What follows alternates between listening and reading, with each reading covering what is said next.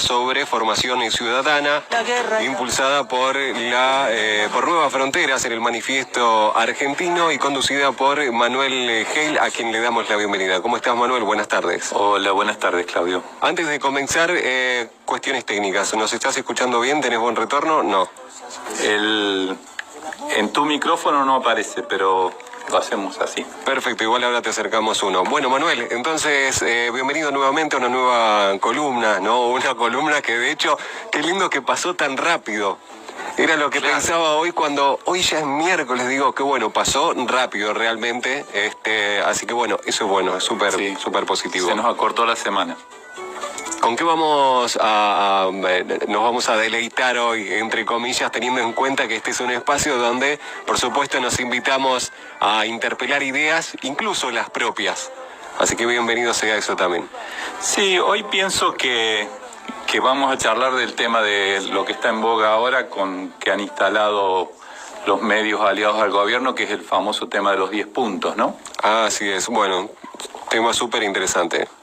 Como nosotros tratamos de que nuestro mensaje llegue a las personas comunes, a las que en general no militan en política o tratan de no estar muy insertos en el tema político, y lo que tratamos nosotros es de codificar esos mensajes y esas campañas para que la entienda el ciudadano común. Nosotros solemos decir que en Nuevas Fronteras, Manifiesto Argentino, tratamos de hacer política para el hombre común, no para el que está interesado, porque ese ya tiene su opinión y está bueno discutir y conversar, pero creo que es muy importante en esta época que esta comprensión también llegue a la persona común, que en realidad no le presta tanta atención, pero que tiene que saber que es un sujeto político,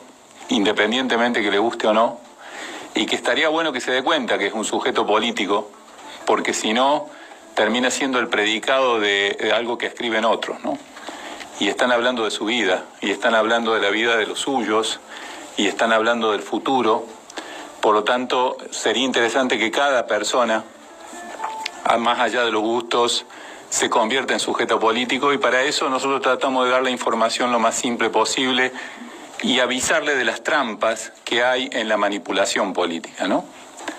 Así que de hecho, perdón que te interrumpa, con respecto a eso hay un artículo de Chomsky muy interesante. Así que lo traigo a colación, no lo voy a comentar ahora porque nos llevaría tiempo y no viene el caso, pero sí lo haremos en otro momento. Bueno, ahí está. Chomsky es una de las personas de las que yo, por ejemplo, trato siempre de estar enterado de lo que va escribiendo, porque me parece una persona como muy clara, y por otro lado es una persona que viene del otro bando, ¿no? Porque Chomsky era un economista, más tiene un premio Nobel, y los premios Nobel no le dan a los economistas heterodoxos, se los dan a los ortodoxos. Era un funcionario de altísimo rango del Banco Mundial, y en determinado momento se dio cuenta del daño que se estaba produciendo a partir de esas políticas, y rompió y puso todo su conocimiento y su lucidez para denunciar eso. Así que me parece un tipo muy interesante. Bueno, ese es un tipo al que en general el hombre común no lee, ¿no? Porque escribe escribe así bien bastante simple para el que está más o menos enterado, pero es un lenguaje técnico y en general sus propuestas son de alto nivel. Entonces el hombre común en general no llega, y obviamente los medios de comunicación masiva no lo difunden. Por lo tanto, menos va a llegar. Pero nosotros tenemos que tratar de hacer este trabajo de decodificar y de alguna manera hacer llegar la idea, aunque sea de una manera mucho más esquemática, más simple, más primaria, si querés. Y bueno, te decía, hablando de los 10 puntos, a mí se me parecía que el gobierno volvió al comienzo de una de sus grandes banderas, al comienzo de su gobierno, ¿no? Cuando parecía que esto era un barco en el que estábamos todos, ese era el mensaje, ese era el símbolo. O sea, el país es un barco en el que estamos todos, y en aquel momento recuerdo yo los problemas que tenían algunos opositores que aparecían en los medios, cuando de alguna manera los obligaban a decir si querían que a Macri le vaya bien o le vaya mal. porque estaba, claro, muy mal visto si vos decías que yo quiero que a Macri le vaya mal, porque parecías que eras un mala leche que quería que nos vaya mal como país, ¿no? Habían tenido mucho éxito en instalar varios símbolos, pero este era uno de sus principales y los más serios, ¿no? El país es un barco en el que estamos todos, por lo tanto tenemos que desear que le vaya bien al país. En aquel momento lo manejaba Macri. Digo en aquel momento porque creo que hoy no se maneja ni a sí mismo, pero bueno, sigue estando en el poder, desgraciadamente. Y bueno, entonces había gente que tenía que estar aclarando cuando tenía alguna crítica, que no quería que le vaya mal a Macri, que en realidad ojalá le fuera bien, ojalá me equivocara, porque quedabas muy mal parado si lo decías, incluso a nivel calle. Yo, que nunca tuve problema en decir que yo quiero que le vaya mal, tenía problemas con gente, con amigos, con conocidos, me decían, no podés ser tan mala leche. Y le decía, si este tipo le va bien, nos va a ir muy mal a todos. Y fíjate vos, ahora, mirándolo, digamos, con el diario del lunes, no podemos decir que a Macri le fue mal. En realidad incrementó su fortuna en sumas astronómicas. No podemos decir que a la familia de Macri le haya ido mal. Por citar un solo ejemplo, el hermano de Macri blanqueó 34 millones de dólares, sin que nadie le preguntara por qué los tenía en negro, de dónde los sacó. Pero aparte de eso se le condonaron deudas y demás, o sea, claramente... Se condonó deudas en el correo, que todavía está en juicio, que gracias a una fiscal que puso el grito en el cielo y que no la pudieron voltear, todavía sigue en juicio, si no lo hubieran logrado. O sea, no le ha ido mal.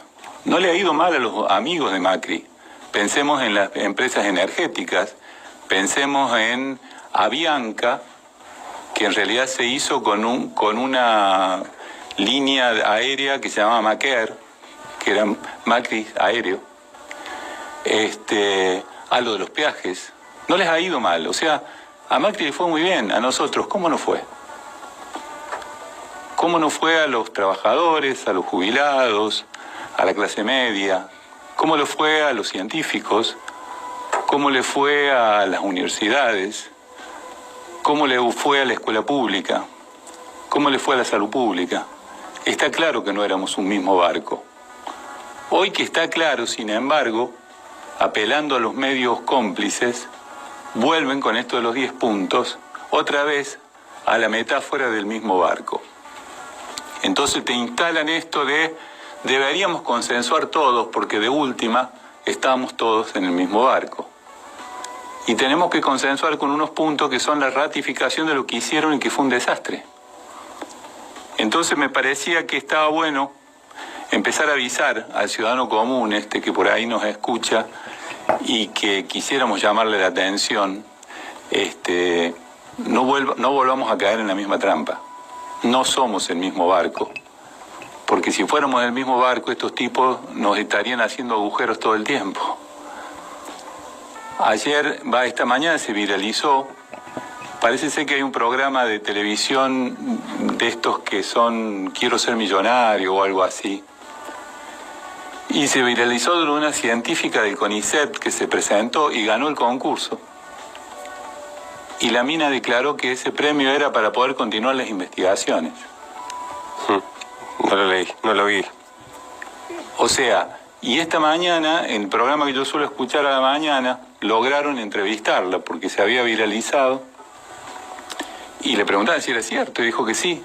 Dijo, yo soy la responsable de un equipo de becarios que en el momento que les dan la beca y yo me constituyo en jefa de ese equipo, mi responsabilidad es lograr que ellos puedan seguir investigando para poder terminar sus doctorados.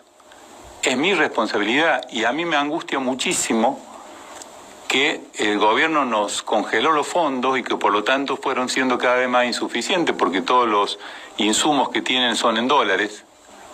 Por lo tanto, estamos a veces sin poder trabajar por falta de materiales, por falta de insumos. Y apareció esta posibilidad, lo consulté con los chicos, ellos me apoyaron y me anoté para eso, para si en caso de ganar, poder garantizar que podamos seguir investigando hasta fin de año. ¿Y sabés sobre qué son las investigaciones, Claudio? son investigaciones sobre nuevos medicamentos para el cáncer. O sea, si estuviéramos en el mismo barco, no podés dejar sin fondo a esa gente, ¿no? Está claro que hay un barco que está a la deriva, que somos nosotros, porque estos tipos tomaron el timón y ellos están esperando el momento de tomar su nave y dejarnos en el medio del océano. Así que me parecía que era interesante proponer esto y a partir de esto ver también qué significan esos 10 puntos. Porque como te decía antes, estos 10 puntos son la ratificación de lo que han venido haciendo. En eso han sido sinceros. O sea, como le dijo Macri a Vargas Llosa en una entrevista, ¿qué haría si te reeligieran? Iría para el mismo rumbo, solo que más rápido. O sea, entremos a pensar, ciudadano común, entremos a pensar, argentino que estás ahí escuchando y todavía no tenés claro qué va a pasar si este desastre se acelera además, ¿no? Bueno, y en esos 10 puntos yo quería decodificar algunas palabritas que también se usan a veces de manera vaga y van instalando sentidos equívocos, ¿no? Conceptos encubiertos se le llama muchas veces. Exactamente, sí. Ellos viven armando cortinas de humo y en eso hay que reconocer que son muy hábiles y a su vez tienen toda la capacidad tecnológica y económica para hacerlo, ¿no? Una de las cosas que suelen hablar es, esto se va a resolver porque estamos haciendo lo mismo que hicieron todos los países que resolvieron la inflación, ¿no? Porque ponen la inflación como único mal, que parece que fuera algo externo a lo que estás haciendo. Bueno, los países vecinos que resolvieron la inflación hicieron lo mismo que estamos haciendo nosotros, dicen. ¿Sabe cuál es la inflación del año pasado de Bolivia? Creo haber leído algo, pero si lo digo, obviamente lo más probable sea que me equivoque, así que me gustaría saber. 0,14%. De la inflación de Bolivia del año pasado es de 0,14%. 0,14%. Yo te había mencionado hace un par de... Perdóname que te vuelva a preguntar, de Bolivia dijiste. Bolivia. Porque ellos dicen, todos los países que vencieron la inflación, bueno, está claro que la venció la inflación. En el año 0,14, nosotros tenemos 4,7 por mes. Y suelen decir los países vecinos, obviamente no mencionan nunca, mencionan a Chile, mencionan a Brasil, pero nunca mencionan a Bolivia. Yo te había dicho hace poco que los bolivianos tienen la inflación, bueno, está claro que la venció la inflación. En el año 0,14, nosotros tenemos 4,7 por mes. Y suelen decir los países vecinos, obviamente no mencionan nunca, mencionan a Chile, mencionan a Brasil, pero nunca mencionan a Bolivia. Yo te había dicho hace poco que los bolivianos tienen ¿cómo es? Aguinaldos, o sea, salarios complementarios que se llaman, tienen 3 al año, no 2 medios como tenemos nosotros. Ellos tienen 3 salarios complementarios completos. Por ley tienen 2 y cuando pasan de cierto nivel de crecimiento, por ley se otorga uno más para redistribuir mejor la riqueza. Bueno, yo quería traer el dato de qué hizo Evo cuando tomó el gobierno y era un país absolutamente destrozado, pero no de algunos años como nosotros, sino de décadas, quizá de centenas de años, porque era un país absolutamente precarizado, sin industrias. De hecho, el gobierno, el presidente que se tiene que ir cuando Evo asume, a partir de una gran insurrección que se produce cuando les privatizan el agua, no sé si te suena, años 90, les privatizan el agua y llegan a tal punto que controlan la compra de fuentones. Porque la gente compraba fuentones para recoger el agua de la lluvia y empiezan a controlar las casas cuántos fuentones podían tener para que no le sacaran el negocio a la empresa privatizada de agua. En ese momento hay una gran insurrección que termina en la asunción de Evo Morales como presidente. La primera medida que toma, en aquel momento las petroleras, que eran básicamente gasíferas, que estaban en Bolivia extrayendo el gas, tenían un régimen por ley en el cual el 80% de las regalías se las llevaban las empresas y el 20% que le quedaban a Bolivia. Uno de los primeros medidas que tomó Evo Morales fue juntarse con estas empresas, decirle, ustedes pueden seguir trabajando si quieren aquí, pero a partir de ahora se llevan el 20% y el 80% queda aquí. Esa fue una medida, está claro que no tiene nada que ver con lo que tomó Macri. O sea, cuando dicen, estamos haciendo lo mismo que hicieron los países que vencieron la inflación, no es verdad. Por otro lado, si miramos los puntos que ellos están tratando que la oposición le firme, o sea, que garanticen que aun cuando pierdan sigan las mismas políticas, yo quiero que la gente empiece a decodificar algunas palabritas, ¿no? Cuando hablan de trabajo, en el único momento que hablan de trabajo, hablan de modernización del empleo. Modernización significa, es un eufemismo que está escondiendo la palabra flexibilización laboral. O sea, quieren instalar un régimen laboral al estilo de Uber, al estilo Rapipago, ¿no? Donde estos chicos que andan recorriendo las ciudades en bicicleta con una mochila enorme en la espalda, sin ningún tipo de derechos, sin ningún tipo de seguro, obviamente sin vacaciones pagas, sin ningún tipo de seguridad social. De hecho, acaba de desembarcar pedidos ya a Neuquén Capital. Aprovecho para avisarlo, ¿no? Y hay mucho malestar al respecto porque se conoce la precarización laboral detrás de ese tipo de propuestas. Absolutamente. Bueno, ellos intentan que todo el empleo sea de esa manera, porque entonces de esa manera se resolvería el desempleo. Claro, dejan de aparecer los registros de desempleados, porque como no va a haber empleados en blanco con derechos, entonces todos vamos a estar iguales. A veces tenés una changa, a veces no la tenés, y si no la tenés, corre por cuenta tuya. Dejas de tener posibilidades de saber que tenés una cobertura social donde la sociedad se hace cargo si tenés algún problema. Dejás de tener la posibilidad de planificar tus vacaciones, porque no vas a tener vacaciones. Incluso en las fábricas o en los lugares donde teóricamente hay una cierta registro de empleados, las nuevas leyes, y eso funciona en los países que han firmado el ALCA, por ejemplo, México, Canadá, el empleador te puede dar las vacaciones cuando quiera, te puede dar 2 días hoy, 3 días la semana que viene, 5 días el otro mes, o sea, según como le venga el régimen laboral a ellos te van organizando la vida. O sea, cuando hablan de modernización laboral están hablando de eso, y está bueno que el ciudadano de a pie lo conozca. De hecho, Manuel, permitime, punto 5, creación de empleo a través de una legislación laboral moderna. Tiene muchísimo sentido lo que estás diciendo y creo que va a ser muy poca la gente y las personas que se pongan a analizar los 10 puntos. Así que sí, la verdad muy bien lo que estás comentando, ¿no? Justamente por eso, porque ahora viene la gran campaña de empezar a hostigar mediáticamente a la oposición si no están dispuestos a firmar. O sea, empiezan a boicotear el barco común de todos.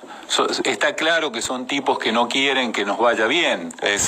Por eso lo ligaba con lo del barco común, ¿no? Otro punto, que no sé los números, vos lo tenés ahí, es el sistema previsional sustentable. Yo quiero que la gente empiece a entender que cuando le dicen sustentable, le están diciendo un sistema previsional de acuerdo a lo que podamos pagar. O sea, si no te alcanzó, te jodés. Si los fondos que ingresan al sistema previsional no dan para todos, cuando ya sabemos que no dan para todos, pero a su vez lo que no dicen es que el gobierno anterior había dejado un fondo previsional, que es el famoso fondo que tiene la ANSES, que es la última joya de la abuela, que estos tipos les vienen metiendo mano. De hecho están comprando la ELIC con esos fondos. En la última corrida cambiaria, cuando bajaron de precio algunos bonos argentinos, porque ya hay gente que no los quiere porque se están dando cuenta que no hay manera de pagarlos, cuando bajaron demasiado de precio salieron con los fondos de la ANSES ellos a comprar fondos argentinos para poderlo subir un poquito el precio. O sea, el gobierno anterior había dejado 500 millones de pesos y a su vez ese fondo tenía una serie de acciones que se habían recuperado de las viejas AFJP, que eran acciones de empresas que daban dividendo, por lo tanto el fondo seguía creciendo y era un fondo que a su vez era justamente se llamaba de garantía de sustentabilidad para que cuando había determinadas pérdidas en los pagos de las jubilaciones se compensaba con ese fondo. O sea, estos tipos mientras van destruyendo el fondo te están diciendo que quieren un sistema previsional sustentable, de manera que si no te escondiste te jodiste. Creo que la gente tiene que empezar a entender estas cosas. No es tan complicado si lo podemos conversar en estos términos de sentido común. Tenemos que empezar a entender de las cosas que nos interesan porque nos afectan directamente, las tenemos que comprender. Y no hace falta ser un gran teórico, ni leer mucho, ni ir siquiera a reuniones. Se trata sí de interesarme. Porque otra de las grandes trampas es que han hecho creer a la gente que esos no son temas que tengan que ver con ellos. Y que además son tan tontos que no lo van a entender. Nadie es tan tonto que no entienda lo que no le conviene, salvo algunos casos patológicos, pero la gente común sí entendemos lo que nos conviene. Lo que pasa es que nos han instalado una serie de tabiques para que no nos demos cuenta. Y creo que en esto de darnos cuenta de quién es el barco, hacia dónde va el barco, dónde estamos, y para dónde iría si realmente pensaran en nosotros, y darnos cuenta si nos están llevando hacia ese lugar o nos están llevando en sentido contrario. Hoy estamos perdiendo soberanía y eso significa perder los derechos que tenemos por haber nacido en esta tierra. Perder capacidad de incidir sobre qué hacemos con la tierra, con el aire, con el agua. No puede ser que no entendamos que nos estamos jugando el futuro. Entonces, está bueno pensarlo desde este lado, esta famosa campaña de los 10 puntos y el gran acuerdo nacional. Es más, hablan hasta de un pacto de la Moncloa. Yo estaba en España cuando se firmó el pacto de la Moncloa porque estaba exilado allá. Y no tiene nada que ver lo que dicen del pacto de la Moncloa de lo que fue. En realidad el pacto de la Moncloa fue un acuerdo que se hizo con una dictadura de 40 años que había matado a más de 2 millones de personas y lo que hicieron fue una especie de pacto de impunidad con esa dictadura para empezar a avanzar de ahí en adelante. Hoy los españoles, la mayoría de los españoles bien nacidos, están siendo muy críticos con ese pacto de la Moncloa y resulta que acá lo ponemos como si fuera una gran salto de civilidad. Mentira. Mentira, es como si nosotros hubiéramos permitido que los crímenes de la dictadura quedaran impunes. De hecho, en eso somos un modelo a nivel mundial, un modelo a seguir muy respetado, que este gobierno está tratando también de tirarlo abajo. Tenemos que saber que el barco donde va Macri no es el nuestro.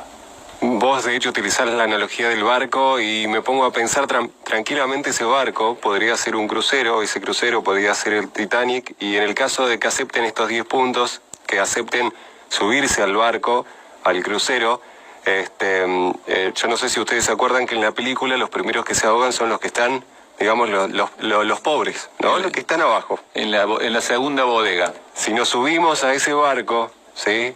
Con todo esto que nos están vendiendo, vamos a ir a ese lugar. Sí. No es que vamos a ir arriba con esta manga de... Sí, no, está claro que más de 2 millones de personas y lo que hicieron fue una especie de pacto de impunidad con esa dictadura para empezar a avanzar de ahí en adelante. Hoy los españoles, la mayoría de los españoles bien nacidos, están siendo muy críticos con ese pacto de la Moncloa y resulta que acá lo ponemos como si fuera una gran salto de civilidad. Mentira. Mentira, es como si nosotros hubiéramos permitido que los crímenes de la dictadura quedaran impunes. De hecho, en eso somos un modelo a nivel mundial, un modelo a seguir muy respetado, que este gobierno está tratando también de tirarlo abajo. tenemos que saber que el barco donde va Macri no es el nuestro. Vos, de hecho, utilizás la analogía del barco y me pongo a pensar tranquilamente ese barco podría ser un crucero, ese crucero podría ser el Titanic, y en el caso de que acepten estos 10 puntos, que acepten subirse al barco, al crucero, yo no sé si ustedes se acuerdan que en la película los primeros que se ahogan son los que están, digamos, los pobres, ¿no? Los que están abajo. En la segunda bodega. Si nos subimos a ese barco, ¿sí? Con todo esto que nos están vendiendo, vamos a ir a ese lugar. Sí. No es que vamos a ir arriba con esta manga de... Sí, no, está claro que no. Es más, ellos sabían que no había bote para todos. Exactamente. Hablando del Titanic, me hiciste acordar, no sé si lo viste, hay un programa en Crónica que estuvo anoche, que tiene unos editorialistas en broma, ¿no? Un programa cómico, que son paraguayos. No. Son maravillosos, son maravillosos. Bueno, justamente en uno de esos editoriales ayer dijeron, esta gente, hablando del gobierno, son como los dueños del Titanic que ya chocaron con el iceberg y sin embargo siguen vendiendo pasajes. No lo vi, mirá vos, qué buena sugerencia. Eso me pasa por no sé si hago bien o hago mal, pero no miro tele y por ahí rara vez a través de internet me dirijo hacia... Y las cosas que me debo estar perdiendo, ¿no? Yo en realidad, y lo digo públicamente porque me parece que también está bueno para el ciudadano común, en la hora de mi cena y mi postcena veo los programas políticos de C5N. Y porque viene bastante información que no viene por ninguna otra vía, ¿no? O sea, por ninguna otra vía de grandes medios me refiero, ¿no? Hay muy buenos programas y muy buenos periodistas. De hecho, los buenos periodistas se fueron refugiando todos ahí porque en los otros canales no los quieren.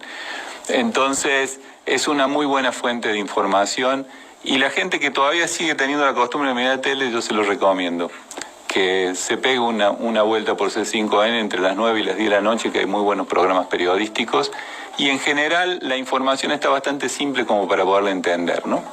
Sí, el hecho también de que cambies de canal no significa que necesariamente tengas que coincidir o vayas a pensar de la misma manera o te vayas a transformar, viste, en otro... Simplemente es escuchar otra... La otra campana, porque si no tenés la mirada distinta, es muy difícil que tengas criterio propio, porque si tenés solo una campana, terminás como bailando el son de esa campana, ¿no? Tener ambas y después tener un criterio propio, que es lo que normalmente nosotros decimos y propagandizamos, ¿no? Poder después conversarlo y socializarlo a eso. Poder empezar a generar una especie de energía colectiva que circule y que nos enriquezca. Yo creo que entender es más importante que saber, pero si no sabes lo mínimo, es muy difícil que puedas entender. Sí, hoy sería una cosa así como lean aunque no entiendan. Sí, incluso si no lo entendés, podés conversar con otros que quizás sí lo entendieron, e incluso discutirle al otro que quizás lo entendió, pero discutirlo en el sentido creativo, en el sentido de construir, ¿no? Romper con esa cosa de ese tema no tiene nada que ver conmigo porque ese es el peor error de todos. Porque la ignorancia es la materia prima de la que se nutre quienes nos están robando la vida y el futuro. Si nosotros no resolvemos la ignorancia política como pueblo, difícilmente nos vamos a sacar de encima a estos vampiros. Nada que discutirte a eso, así que no, me gustaría, a ver, mencionaste 2 o 3 puntos, ¿sí? Realmente, voy a ser sincero, nunca me senté a leerlos. Ajá. Sí conocí algunos, ¿no? Pero nunca me senté a leer estos 10 puntos, y ahora que vos hacés hincapié en el tema de los conceptos encubiertos o de estas cositas que se esconden. Los mensajes subliminales, no sé si en los 10, pero en la gran mayoría están presentes. O sea, lee todo, lee los 10 puntos, atentamente, analizarlo, reflexionarlo. Si hay algo que no entiendas, así como en este caso estamos haciendo nosotros, conversá con alguien, discutilo, ¿no? Y reflexionar al respecto. Sí, sobre todo, date cuenta que no estás vos ahí. Date cuenta que parece ser que están hablando de todos y vos no estás. O sea, y cuando estás para joderte. O sea, del único momento que hablan del trabajo, hablan cuando hablan de modernizar. El único momento que hablan de los jubilados, hablan de cuando hay que hacerlo sustentable, que no se puede seguir pagando lo que se merece el jubilado porque no nos alcanza. O sea, en general no estamos, y cuando estamos para que nos jodan. Y en el último punto, ahí sí estamos todos, que es garantizar que vamos a honrar las deudas con nuestros acreedores.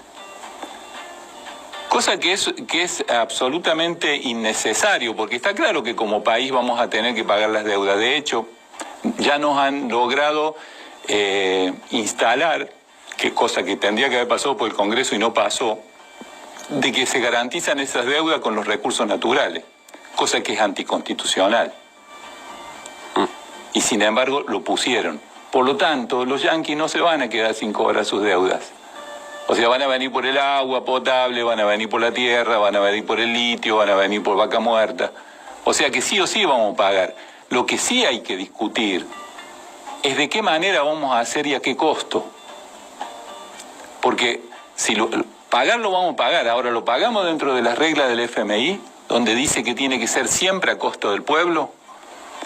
¿Vos sabías que Grecia, que es el país paradigma de la destrucción del FMI, hubo un momento que se ajustó tanto, después de 8 años de ajuste, que la gente dijo basta y votó la única opción política que decía enfrentar al FMI, que era una opción de izquierda que se llamaba Syriza, en griego. Ganó Syriza, es como si acá ganara Del Caño, porque es el único que dice rompamos con el FMI. Ganó Syriza, armaron un plan y se juntaron con el FMI para decirle, le vamos a pagar, pero de esta manera. De esa manera implicaba empezar a levantar los impuestos a los ricos, garantizar primero un piso de sustento para el pueblo que estaba hambriento y recuperar la capacidad productiva para empezar a poder pagar. ¿Sabe que el FMI lo vetó? Porque dijo que ese plan no era viable, que volvían al anterior o le creaban un gran problema económico porque le levantaban lo ponían en default. Los nuevos dueños del país. Exactamente. Ese mismo gobierno tuvo que volver en su delegación y plantear que tenían que ajustar de acuerdo a lo que decía el FMI. Hubo una ruptura del gobierno, se fue la mitad, tuvieron que llamar a elecciones de nuevo y los que ganaron fueron los que siguieron con el ajuste del FMI. Eso es lo que están poniendo en el punto 10. Vamos a pagar como dice el FMI, a costa de los jubilados, a costa de los hospitales, a costa de las escuelas, a costa de los trabajadores. Jamás se les ocurra tocar a los millonarios. Bueno, eso tampoco se puede firmar. Vamos a pagar, pero con un país funcionando. Como dijo Kirchner en su momento, los muertos no pagan, déjennos vivir. Bueno, eso es lo que están queriendo que firmemos. La gente tiene que entender esto porque no es tan difícil entenderlo. A veces parece tan grande de lo que estamos hablando que nos excede. No nos excede. En nuestra escala tenemos que entender lo que nos conviene y lo que no nos conviene. Y por último, para cerrar hoy, esta semana murió una persona que también debe haber pasado bastante desapercibido, Dante Gullo se llamaba, que fue el secretario de la Juventud Peronista en la época de la vuelta de Perón en los 70. Y a mí me pegó especialmente porque yo compartí la celda con él durante un tiempito en Sierra Chica. Y si bien políticamente digamos que éramos hasta adversarios, teníamos puntos de vista diferentes. Yo en mi formación política siempre estuve muy en contra de las organizaciones armadas y él en ese momento era uno de los jefes de las organizaciones armadas.